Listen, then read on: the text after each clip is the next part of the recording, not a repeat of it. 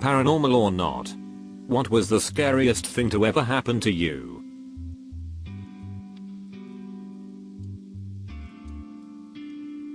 In the old neighborhood where I grew up, there was an abandoned windmill that had once been used to pump water. One day I was playing with friends in the lot around the huge windmill, and all of a sudden the large wooden blades starting rotating, something we had never seen happen before. For years it had stood motionless. If one of my friends hadn't yanked me away, a windmill blade would probably have whacked my body. Woke up in the middle of the night to horrific pain in my abdomen. Turns out I'd had an undiagnosed ulcer perforate in my intestines and it had flooded my abdominal cavity. I couldn't move and my 2-5-week-old daughter was in her cot next to me. That was the most terrifying thing ever. The pain was 10x worse than childbirth and I thought I was going to die next to her. Having a ruptured ovarian cyst and wasn't fully determined until about a week later. Blood from the ruptured cyst had started to flow towards my intestines and started to irritate it, which was the reason why I had thrown up a massive amount of times prior and during that week before finally figuring it out. Losing my job and not being able to find another one. Happened to my friend. He was playing soccer with his friends. The ball accidentally got kicked into an abandoned house near the playground. The whole neighborhood know that no one lives in that house and it's always dark in there. As soon as the ball got past the house wall, the ball immediately got thrown back out to them. Thank you Satan, I guess. Back when I was a kid I used to sleep at my nan's house in the box room and I always woke up and couldn't move or speak. When I spoke to my dad and uncle about it, they said they always had the same experience in that room. I have never suffered from sleep paralysis in my life. When I was around 7 or 8, I was riding my bike in my neighborhood. I did this almost every day. I had houses I'd stop at regularly and hang out with people. I now realize these hella nice adults put up with my dumbness every day and I love them for it. But one day while I was riding I saw a purple beat up van pull into our street. We lived at the entrance. I paid no mind but knew they didn't live here. They never passed me. They kept driving behind me, following me. My street ended in a cul-de-sac and had a second cul-de-sac that branched off. I cut the main one real quick and turned down the second and stopped when I saw people outside and I circled around and watched the van. They made a quick U-turn in the main cul-de-sac, just like I did, and waved at me as they drove back up the street. 1,000,000% sure I would have been kidnapped if those people weren't outside at the house I stopped at. It's nothing compared to some of these. But I got peer pressured into facing my biggest fear and it did not go well. On a trip to Mexico, my family pressured me into facing my terror of deep water by jumping into a cenote, very clear, deep pool in a cave. Being 16 and an idiot, I eventually did. And panicked so badly when I hit the water that I actually have no memory of getting out. The next thing I knew I was back on land, crying and gasping for air. I apparently climbed back out on my own at lightning speed. But it was so stressful that I actually blacked out. It's the only time in my life so far that primal instinct literally overtook me. I was a kid and on vacation with my parents and my cousin. During one night I heard this weird sound and my brain made it seem like it was someone walking back and forth in the room around the bed. The stepping was too light to be human though, so my mind thought it was logical that it was a paranormal creature that wanted to kill me and my cousin. Lots of heart pounding and sweating later I somehow went back to sleep and told my parents in the morning. Turns out it was just the radiator. I got stopped on dark road once by a stray pup. He came running towards my bike and I stopped to check on her. She was shaking and before I could understand, 2 dudes came around with a stick in their hand and asked me to give them the pup. I didn't think well. I just put the pup in front of me and drove away really fast. Fostered the pup for a week. And my friend adopted it later. Informed police about the situation. It was scary as poop for me. I was taken to the emergency room for moments of aphasia, losing the ability to speak properly. Doctors thought it was a brain tumor or mini strokes. Had a MRI, ultrasound, and there was one more I can't remember. Turns out one of the medications I took caused blood clots. Just starting down a steep and long hill in winter conditions when the brake pedal goes all the way to the floor. Thank God just one of the two systems failed, front I think. I was able to pump the brakes and get it stopped and limp it to the garage. That sinking feeling when your brakes fail. I don't recommend it. Was staying in a hotel. Woke up at about 2 AM screaming. With our fire alarm going off. People I was staying with calm me down. We leave our room. Realize that rest of hotel is silent. As soon as we left the room. Alarm in our room stops. Report to reception. Who said they have no account of the alarm going off. We return to our room and have no issues, aside from a severe lack of sleep. Apparently the alarm had been going off for a solid 30 seconds before I remember waking up. And I had been running round the room screaming during that time.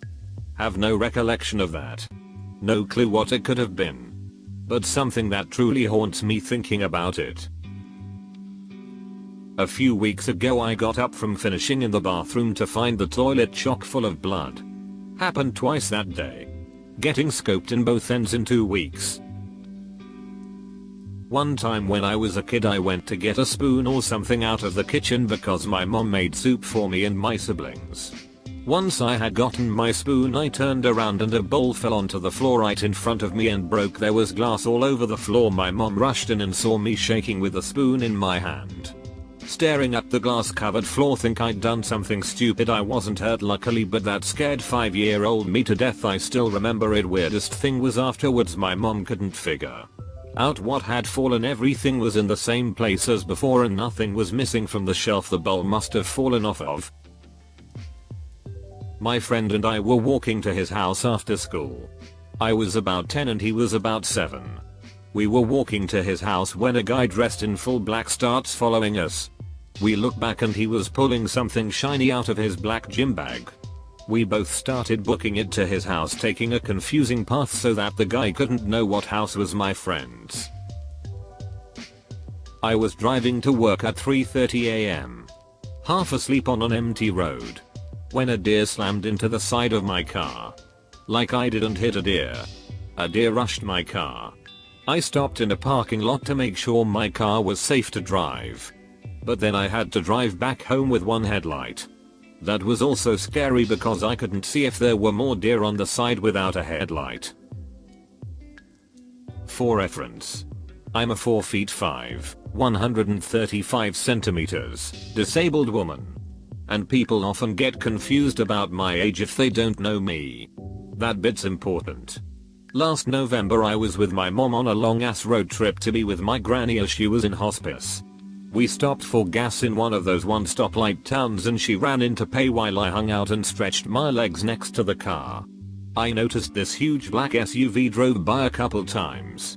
Pretty obvious because it was gigantic and one of the 2 visible vehicles in the entire vicinity. After a couple rounds, it pulled into a stop across from ours. And nobody got out. The windows were tinted. So I couldn't see inside, but I had the feeling somebody had their eyes on me. Had I been thinking, I would have looked at the plate. But I was distracted. I should have gotten back in the car. But I didn't think to. When my mom came out, the guy laid rubber. Peeled out of there like he'd just robbed the place. I didn't even fully process what had happened for an hour or so. But I think about what might have happened if she hadn't come out when she did. I didn't have my phone on me. My purse was in the car. I'd have had nothing. No way of getting help. The first time young me realized we all die one day. Through a dream. Woke up at 2 AM. 7 years old. Screaming and crying until my father came upstairs to me and comforted me. That and some nightmares where I basically get these freaking hyper-realistic monster faces that pop up in a flash in front of me seems like, and it feels like as if I am on drugs because it feels as if it zooms in and out. wobbles and all kinds of crazy poop. Still unsettling. Forgive me if I ramble, I'm not the best storyteller. Okay, so junior year of high school. 3 years ago. It was near the end of the school year. Maybe February? Anyway, it's the end of the day and we're cleaning up after shop class. It was my job to take out the trash after all the dust piles were cleaned up. So I take the trash can and go outside like normal. Except the moment I stepped outside I was hit by an overwhelming feeling that something was very wrong. After a minute of just standing there with the trash I finally realized what it was dead. Silent, no wind, no birds, nothing. Eventually I look up and my heart just drops. The clouds around the school are just zooming across the sky faster than I'd ever seen before. And then the wind picks up and I'm getting lashed in the face by dirt kicked up in the wind, and then it starts pouring down rain. Like it's hammering against the metal bay door, and at that point I just abandoned the trash can and ran inside. You ever see lightning corkscrew? Not as cool up close. What I'm getting from this is that real life is way more scary than anything paranormal. Driving in my first lake effect blizzard. I lived in West Michigan. And lake effect storms are intense. I had to drive 50 minutes to work in complete whiteout conditions. And passed by at least 5 jackknifed semi-trucks and cars in the ditch. I was going the highway speed limit and still had cars passing me. My dog will go crazy at random spots in my room. And then she refuses to go where she was just barking at. Once I was sitting on my bed waiting to go to school when she went crazy and was facing my door.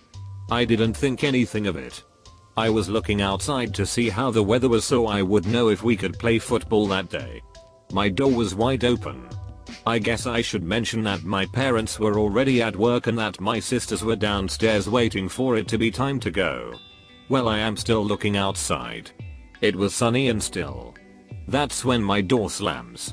And let me remind you, I am still looking outside, no wind. I turned around when it slammed. I looked at it for a second and then turned back to the window to see there was still no wind. Creepy. Paranormal, once. Middle of the day. Bright. Clear. Sunny. I was driving down the highway as a rural stretch between 2 small cities in North Carolina. I was coming to an overpass. And out of the corner of my eye, I saw a Native American walk out of the woods and toward the road. I slammed on brakes. And in a panic, turned my head to look at him and he vanished. I saw him take 3 or 4 steps. I still remember exactly where it happened, and every time I go past, I look. It turns out a couple of days after that, a little event center and spiritual retreat center in that Tony town was having this Native American flute player guy perform that weekend. I didn't know about the spiritual event center or the flute player. After I got freaked out about seeing the apparition, I saw an announcement about it while grabbing a coffee at the little local coffee shop. I rode by the place a little later, then got back on the highway, and I realized the place having this Native American flute player guy is maybe 1-2 miles from where I saw the spirit, apparition, and it was walking towards that place. In college, I randomly started having some neurological problems, shaking, cognition issues, tremors, etc. I'd just gotten out of the hospital for bilateral pneumonia and what we thought was mono. So I figured it was related. Then things started progressing and I was shaking almost constantly and forgetting words and having difficulties speaking. It culminated in what I think might have been absence seizures. I remember sitting on my bedroom floor unable to move and watching my hands do their constant little tremble. That's when I realized something was seriously wrong with me. I eventually got to a doctor and found out I hadn't treated late stage Lyme and the infection had progressed to my brain. A course of antibiotics later, I was healed. Save for some lasting brain damage. But the not knowing what was wrong. Just knowing something was wrong with my brain in the middle of a 10-class semester of college was absolutely terrifying. I've been a youth STEM instructor, fancy word for camp counselor, for several years, and I'm now studying to become a teacher. I've taught a lot of kids in the past 4 years. This week I saw a picture of a man on news that I recognized as someone who had worked as a nanny for some of the kids I've taught in the past. He was arrested and charged with sexually assaulting children. The children that had been in my care. I've never been simultaneously so scared and horrified and disgusted and ashamed in one sitting. The idea of taking care of kids that were being abused and not noticing terrifies me. And it's made me reconsider my whole career out of fear of it happening again. Hi there. Look, if you enjoyed the video, well, why not go ahead and hit that like and subscribe to Reddit Stories.